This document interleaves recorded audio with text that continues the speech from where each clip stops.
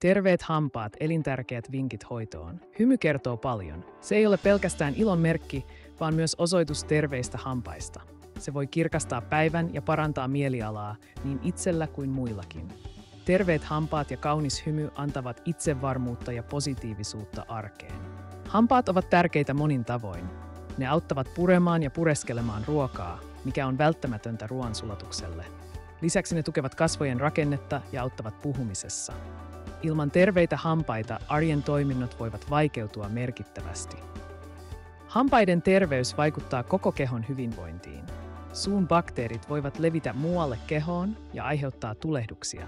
Huono suuhygienia on yhdistetty sydänsairauksiin ja muihin vakaviin terveysongelmiin. Siksi hampaiden hoito on olennainen osa kokonaisvaltaista terveyttä. Ovat tärkeitä myös syömisen ja puheen kannalta. Ne mahdollistavat ruoan tehokkaan pureskelun, mikä edistää ruoansulatusta. Lisäksi hampaat ja ikenet vaikuttavat puheen selkeyteen. Hyvät helpottavat kommunikointia ja tekevät syömisestä nautinnollisempaa. Hyvä itsetunto alkaa terveestä hymystä. Terveet kauniit hampaat lisäävät itsevarmuutta ja parantavat itseluottamusta. Hymyileminen helpottuu, kun tietää hampaiden olevan kunnossa. Tämä voi vaikuttaa positiivisesti sosiaalisiin tilanteisiin ja yleiseen elämänlaatuun. Ne ovat avain hyvään itsetuntoon. Hampaiden terveys ja sydänsairaudet ovat tiiviisti yhteydessä toisiinsa. Huono suunterveys voi johtaa bakteerien pääsyyn verenkiertoon, mikä voi aiheuttaa tulehduksia ja lisätä sydänsairauksien riskiä. Säännöllinen hoito on siis tärkeää paitsi hampaiden, myös sydämesi hyvinvoinnille. Diabetes ja hampaiden terveys liittyvät myös läheisesti toisiinsa. Korkea verensokeri voi heikentää suun terveyttä ja lisätä ientulehduksen riskiä. Toisaalta suun tulehdukset voivat vaikeuttaa diabeteksen hallintaa.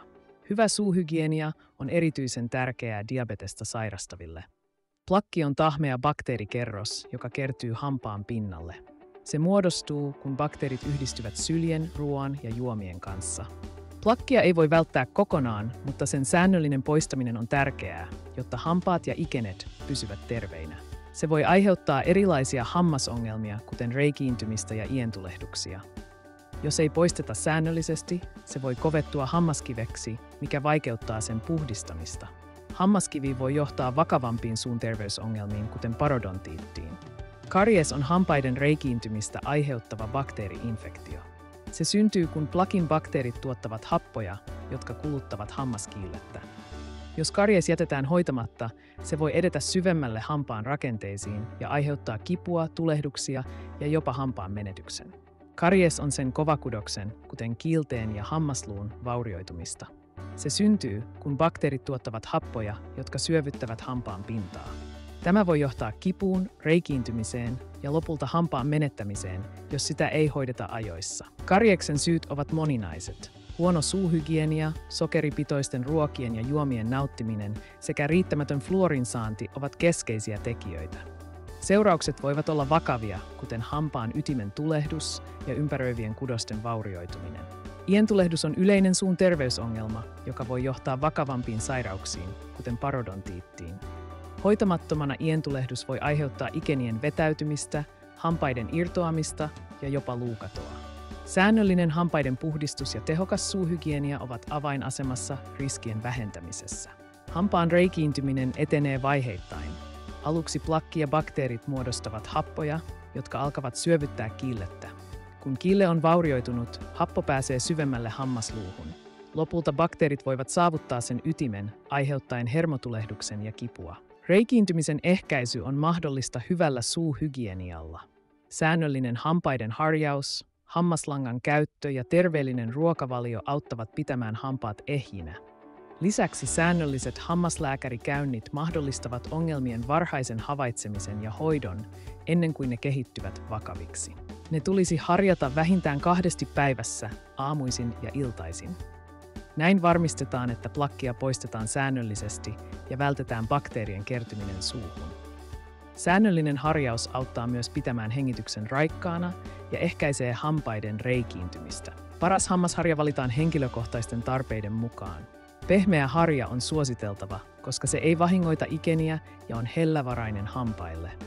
Kova harja saattaa kuluttaa hammaskiillettä ja ärsyttää ikeniä, joten sen käyttöä tulisi välttää. Oikean hammastahnan valinta on tärkeää hampaiden terveydelle. Fluoria sisältävä tahna on hyvä valinta, koska se vahvistaa hammaskiillettä ja suojaa hampaita reikiintymiseltä. Herkille hampaille on saatavilla erityisiä tahnoja, jotka vähentävät kipua ja epämukavuutta.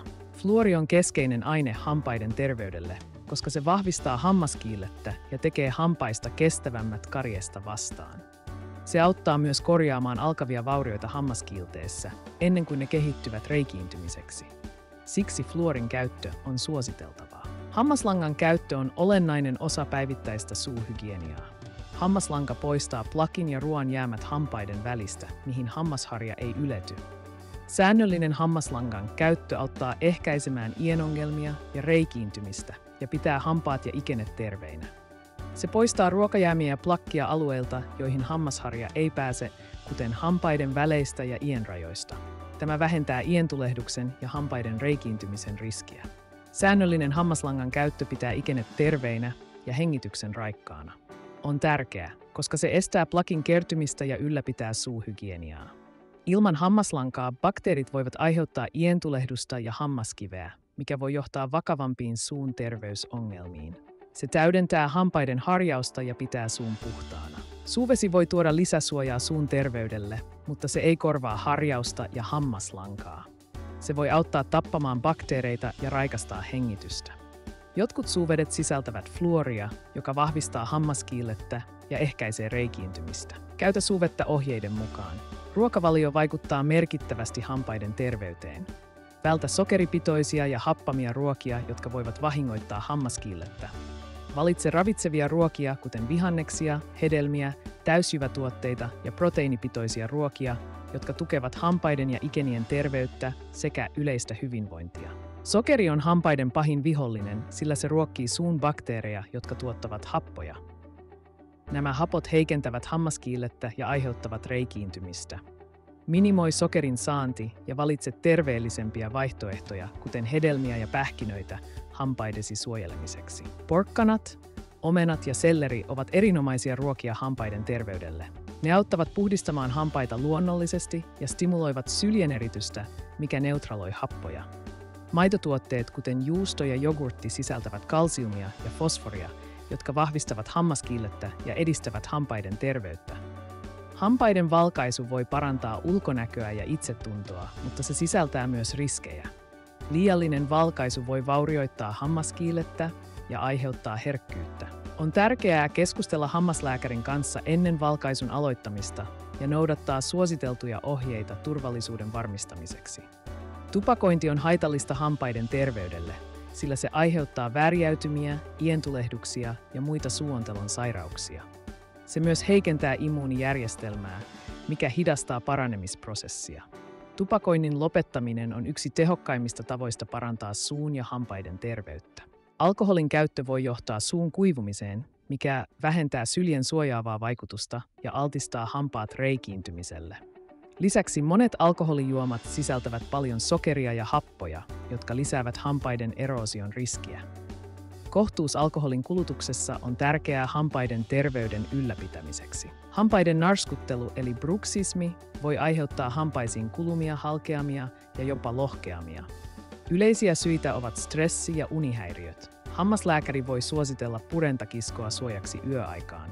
Rentoutumistekniikat ja stressinhallinta voivat myös auttaa vähentämään hampaiden narskuttelua. Suun kuivuus voi johtua monista tekijöistä, kuten lääkityksestä, sairaudesta tai ikääntymisestä. Kuiva suu lisää hampaiden reikiintymisen ja iensairauksien riskiä, koska sylki auttaa puhdistamaan suun bakteereista. Juomalla vettä usein ja välttämällä kofeiinia voi vähentää suun kuivuutta ja parantaa suun terveyttä. Säännölliset hammaslääkärikäynnit ovat välttämättömiä hampaiden ja suun terveyden ylläpitämiseksi. Hammaslääkäri havaitsee ja hoitaa ongelmat ennen niiden pahenemista. Käynnit auttavat myös poistamaan plakin ja hammaskiven, joita ei voi poistaa kotona. Suositus on käydä hammaslääkärissä vähintään kerran vuodessa. Hammaslääkärikäynnillä odotettavissa on perusteellinen suun tarkastus ja mahdollisesti röntgenkuvat. Hän puhdistaa hampaat, tarkistaa ienten tilan ja antaa ohjeita kotihoitoon. Jos havaitsee ongelmia, kuten reikiä tai ientulehdusta, hän suosittelee tarvittavia hoitotoimenpiteitä ja seurantakäyntejä. Lasten hampaiden hoito alkaa jo ennen ensimmäisten maitohampaiden puhkeamista. Vanhempien tulisi pyyhkiä vauvan ikeniä kostealla liinalla päivittäin. Kun hampaat puhkeavat, harjaus pehmeällä harjalla ja pienellä määrällä hammastahnaa on tärkeää. Säännölliset hammaslääkärikäynnit tulisi aloittaa lapsen täytettyä 1 vuosi. Teini-ikäisten hampaiden hoito vaatii erityistä huomiota, sillä hormonimuutokset ja elämäntavat voivat vaikuttaa suun terveyteen. Tulisi kannustaa harjaamaan hampaat 2 päivässä ja käyttämään hammaslankaa. Hammaslääkärin säännölliset tarkastukset ja mahdolliset oikomishoidot auttavat ylläpitämään terveet hampaat ja ikenet. Aikuisten hampaiden hoito vaatii säännöllistä huomiota ja huolellisuutta. Päivittäinen harjaus ja hammaslangan käyttö ovat tärkeitä, samoin kuin terveellinen ruokavalio. Säännölliset hammaslääkärikäynnit auttavat havaitsemaan ja ennaltaehkäisemään mahdollisia ongelmia. Pidä huolta ikenistä ja vältä tapoja, jotka voivat vahingoittaa hampaita, kuten tupakointia. Ikääntyminen tuo mukanaan muutoksia hampaiden terveydessä. Hammaskiilteen kuluminen, ikenien vetäytyminen ja suun kuivuminen ovat yleisiä ongelmia. Ikääntyneiden tulee kiinnittää erityistä huomiota suuhygieniaan ja käydä säännöllisesti hammaslääkärissä. Hyvä suun terveys edistää kokonaisvaltaista hyvinvointia ja elämänlaatua. Hampaiden oikomishoidot eivät ole vain nuorten etuoikeus. Aikuiset voivat myös hyötyä oikomishoidosta, joka parantaa purentaa ja esteettisyyttä. Modernit oikomishoidon menetelmät, kuten läpinäkyvät oikomiskalvot, tekevät hoidoista huomaamattomampia. Konsultoi hammaslääkäriäsi mahdollisuuksista ja löydä paras ratkaisu juuri sinulle. Urheilussa suunsuojat ovat tärkeä osa varusteita. Ne suojaavat hampaita, ikeniä ja leukaa iskuilta ja vammoilta. Suunsuoja on erityisen tärkeä kontaktilajeissa. Hanki itsellesi sopiva suunsuoja ja varmista, että se on mukava ja suojaa tehokkaasti. Hymyile terveesti ja iloisesti. Muista, että suun terveys on tärkeä osa kokonaisvaltaista hyvinvointia.